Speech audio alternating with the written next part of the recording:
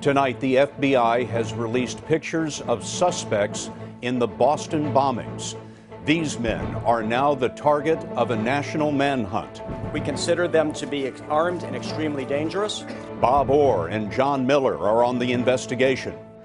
The president came to Boston to lift the people's spirits, and he brought them to their feet. The world will return to this great American city to run harder than ever and to cheer even louder for the 118th Boston Marathon. Major Garrett is with the president. A catastrophic explosion devastates a Texas town. Ben Tracy and Manuel Bojorquez are on the scene. And saving the life of a child. Elaine Quijano with Tracy Monroe, who helped rescue one of Boston's littlest victims. There's a baby in there! And I said, Jane, it's gonna be okay, honey. You're gonna be all right.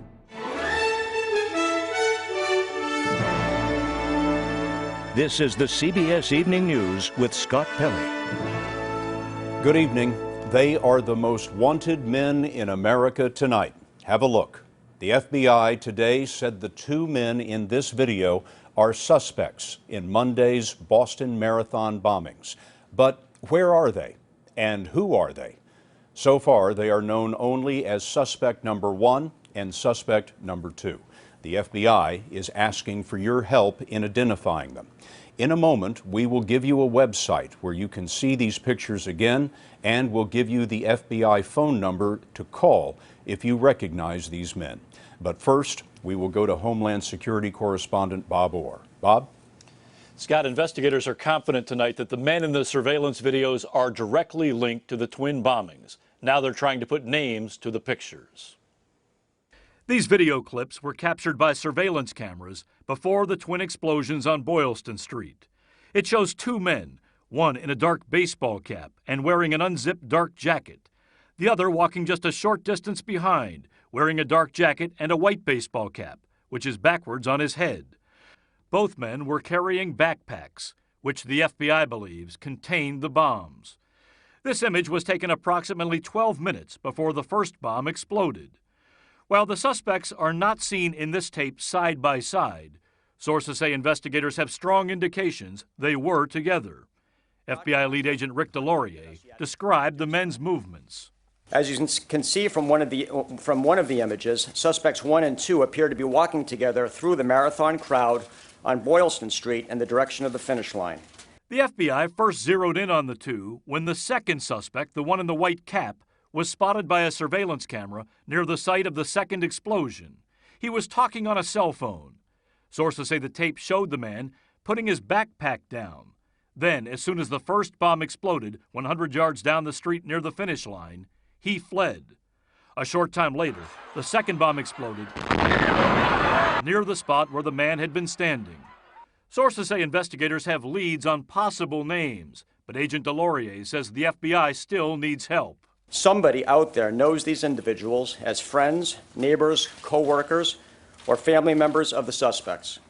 Though it may be difficult, the nation is counting on those with information to come forward and provide it to us. Now, the FBI still cannot say for sure if the bombings are the work of a foreign or perhaps homegrown cell. But a senior law enforcement official says the evidence now is starting to point towards a domestic act of terror. Scott? Bob, thank you. Our senior correspondent, John Miller, is a former assistant director of the FBI. John, the men do not seem to be doing anything suspicious in these videos, so why does the FBI believe that these are their men? You know, they have other video, including the one Bob referenced, where they believe they actually have on tape one of these suspects in the white baseball cap putting the bomb down in front of the Starbucks at the second location. But the reason they selected the pictures we're seeing here is they wanted to find the pictures that didn't have the most sinister activity, but the pictures that gave people the best chance of recognizing them. And one of the backpacks, we're told, matched from the debris that was recovered. That's right, and it seems to be the same kind of make, year, and model backpack, which is a little circumstantial, but it's a good pointer.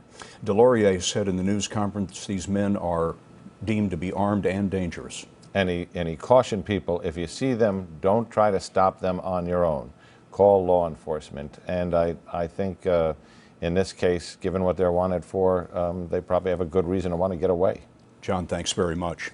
Now, here are the website and the phone number that we promised you. You can see these pictures again on the FBI website. That is fbi.gov, fbi.gov. If you recognize the men or have any information that can help, you can call the FBI at 1-800-CALL-FBI, 1-800-CALL-FBI. The death toll in the bombing stands at 3. More than 170 people were wounded. 57 remain in the hospital tonight, and 6 of them are in critical condition. President Obama visited with some of the wounded today after speaking at an interfaith service at Boston's Cathedral of the Holy Cross. Many considered it one of the president's most passionate speeches. It was part sermon, part pep talk, and Major Garrett was there. Major? Scott, the president's speech from day one in the Oval Office was one he feared he would have to give, but hoped he never would.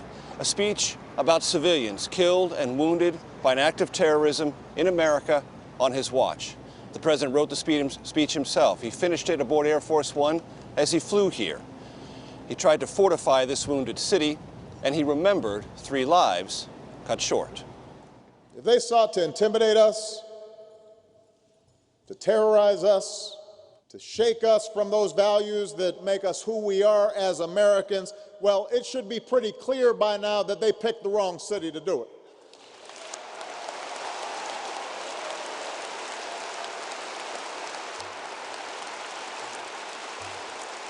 Not here in Boston.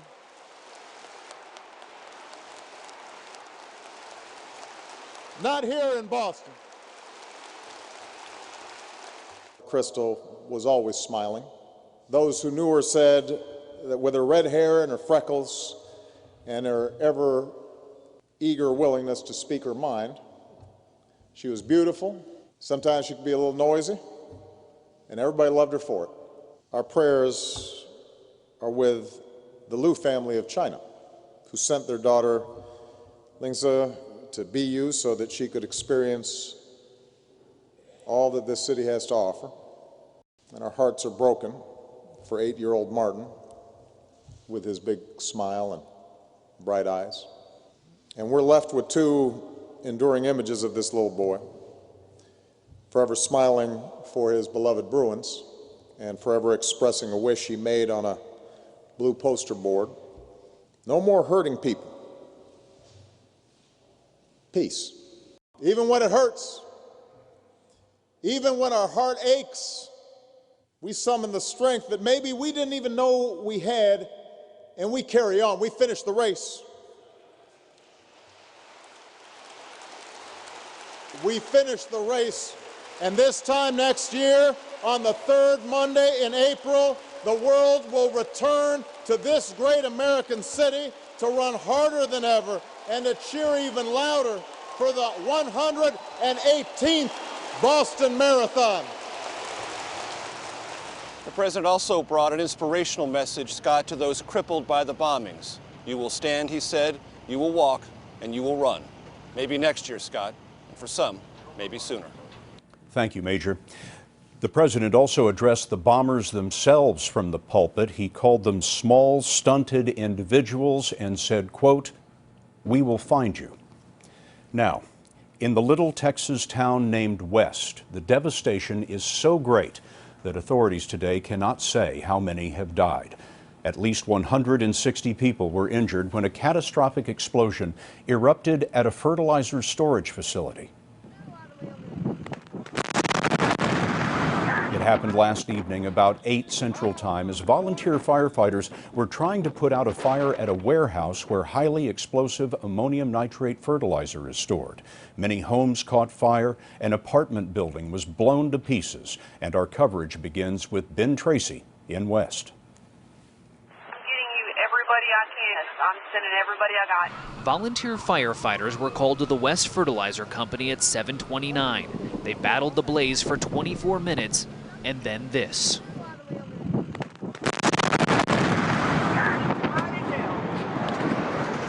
The explosion had the force of a small earthquake. It leveled entire blocks of town and was felt 50 miles away. Oh, you okay? Dad? You okay? I can't hear. Come here. I can't hear. Get out of here. Please get out of here. We knew it was bad. Dr. George Smith is in charge of the town's ambulance service. What did it sound like? What did it feel like? It was the biggest bomb I've ever heard. What kind of damage did you see? It looks like a bomb exploded. There was a apartment complex that basically blown apart. Any house within probably half a mile, all the windows are gone. The force of the blast caused a collapse at a neighboring nursing home.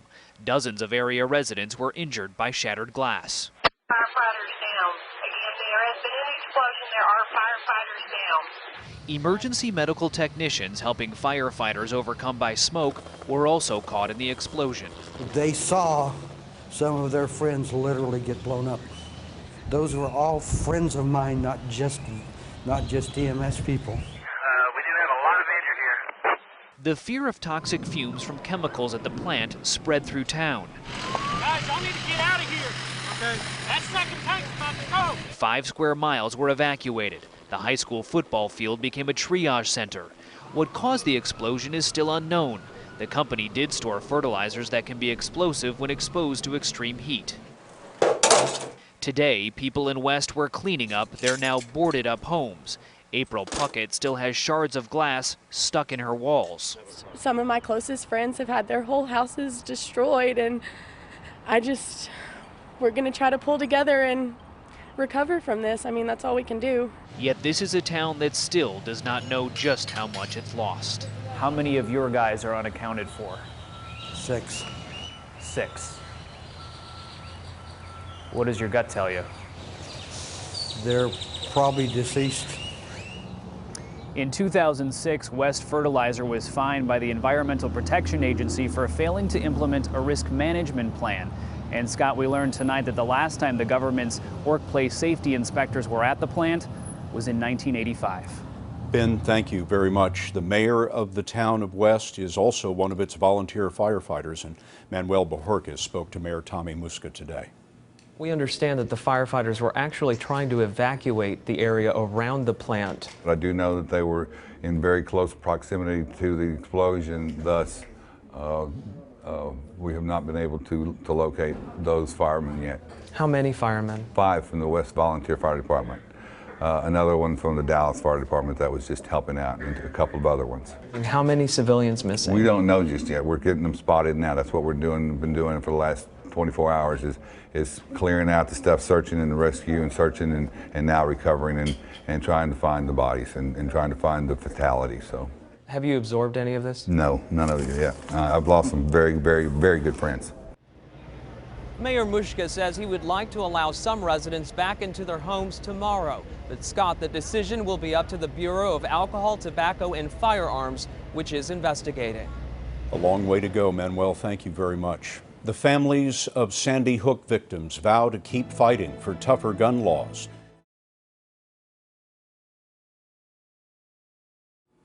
A day after gun control legislation failed in the Senate, supporters there say they will try again.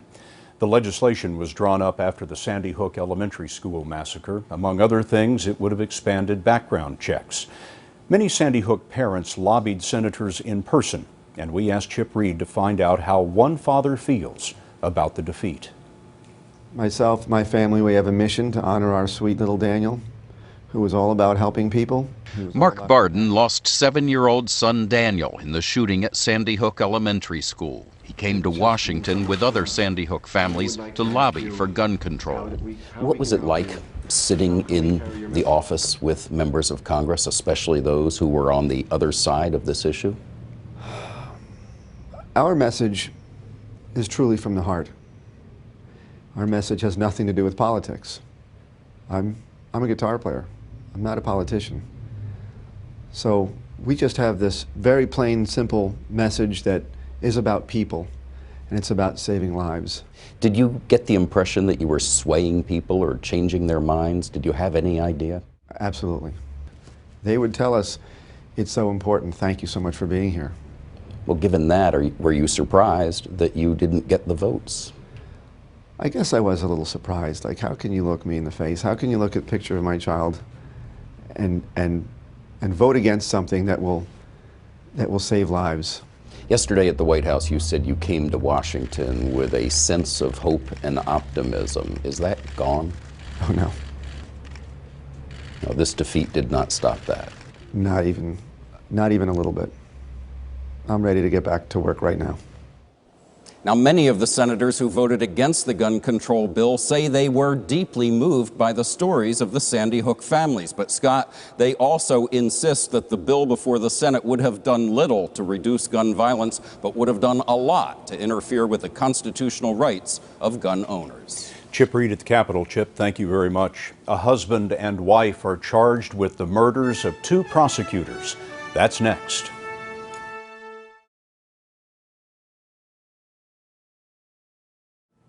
A former justice of the peace was charged today with murdering 2 Texas prosecutors, one day after his wife was charged with the same crime. Eric Williams is accused of gunning down Mark Hasse in January and Kaufman County DA Mike McClellan and his wife Cynthia last month. Hasse and McClellan had prosecuted Williams. He was convicted of stealing computer equipment. Williams and his wife Kim could face the death penalty if convicted. There has also been an arrest in that case of the poisoned letters that were mailed to President Obama and a U.S. Senator. Today, the FBI confirmed that the letters tested positive for ricin. The suspect, 45-year-old Paul Kevin Curtis, was arrested at his home in Mississippi. Court papers say he has distrusted the government for years. The tainted letters were intercepted at a postal facility in Maryland. The president was never in any danger. Why would somebody run toward danger? We'll speak with one of the heroes of the marathon next.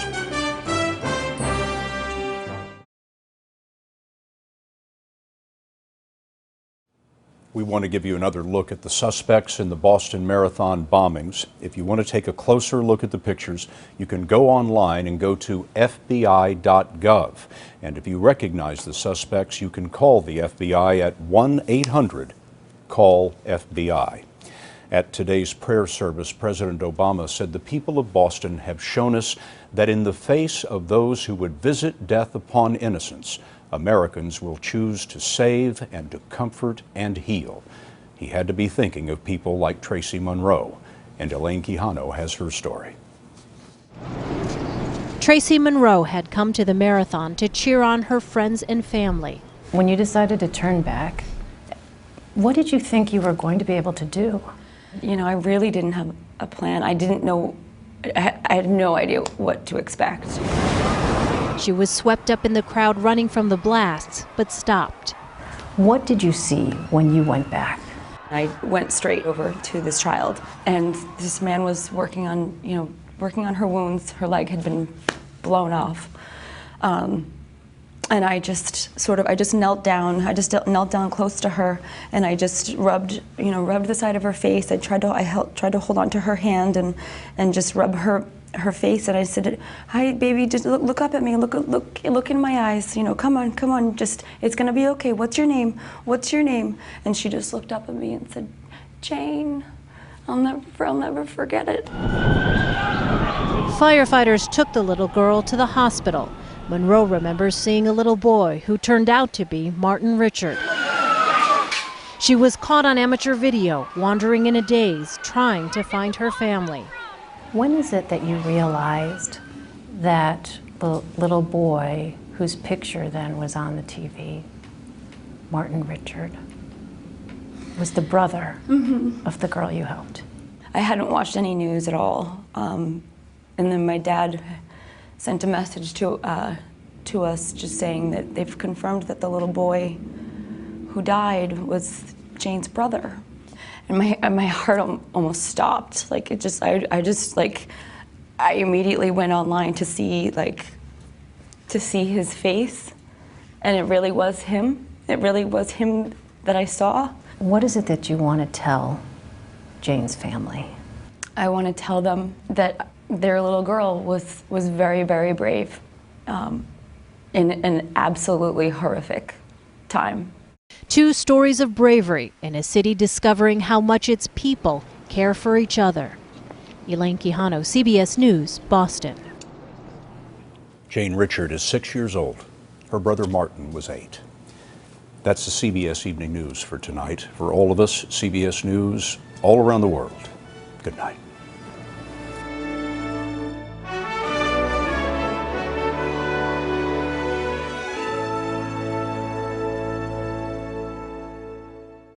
CBS News, original reporting.